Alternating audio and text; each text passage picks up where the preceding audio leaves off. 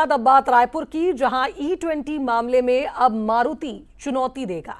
Consumer commission के आदेश पर आपत्ति जाहिर की है कंपनी ने और ग्रैंड विटारा बदलने का जो आदेश कंज्यूमर फोरम ने दिया था उस पर अब मारुति की ओर से इस फैसले को चुनौती दी जाएगी। कंपनी ने कार को E20 कंपैटिबल बताया है और मारुति ने ऊपरी फोरम जाने की बात कही है। फ्यूल में मिलावट का कंपनी ने दावा किया है और प्रेस नोट जारी कर इसकी जानकारी दी है।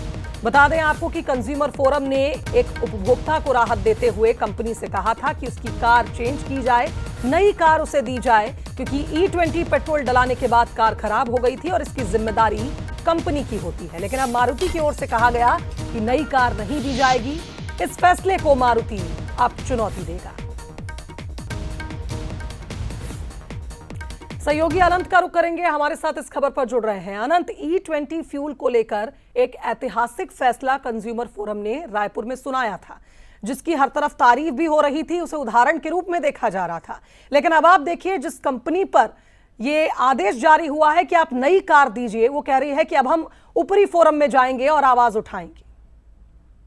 बिल्कुल, देखिए 45 दिनों का समय कंज्यूमर कोर्ट ने मारुति सुजुकी को दिया था और जिस तरीके से देखिए जो ग्राहक था उसे 45 दिनों के भीतर या तो 21 लाख रुपए देने थे या तो एक नई गाड़ी जो E20 कंपैटिबल हो ऐसी एक गाड़ी उन्हें देनी थी। लेकिन जिस तरीके से देखिए अब उन्होंने प्रेस नोट एक जानकारी दी है कि E20 फ्यूल से जुड़े मामले में अब वो कंज्यूमर कमीशन के आदेश को चुनौती देंगी और जिस तरीके से खुद अब वो कोर्ट तक जाने का फैसला उन्होंने लिया है। मारुति सुजुकी का साफ तौर पर कहना है कि कार पूरी तरीके से E20 कंपैटिबल थी और इसकी जानकारी ओनर को मैनुअल में दी गई थी। कंपनी का यह भी दावा है कि फ्यूल में मिलावट के सबूत थे और आदेश में अहम बातों को शामिल नहीं किया गया था। तो इन सभी बातों को लेकर अब देखिए कानूनी लड़ाई मारुति सुजुकी भी लड़ता हुआ नजर आएगा। लेकिन जिस तरीके से यह ऐतिहासिक फैसला छत्तीसगढ़ की राजधानी रायपुर में E20 पेट्रोल को लेकर जो आया था वो साफ तौर पर देखने वाली बात थी, क्योंकि लगातार शिकायतें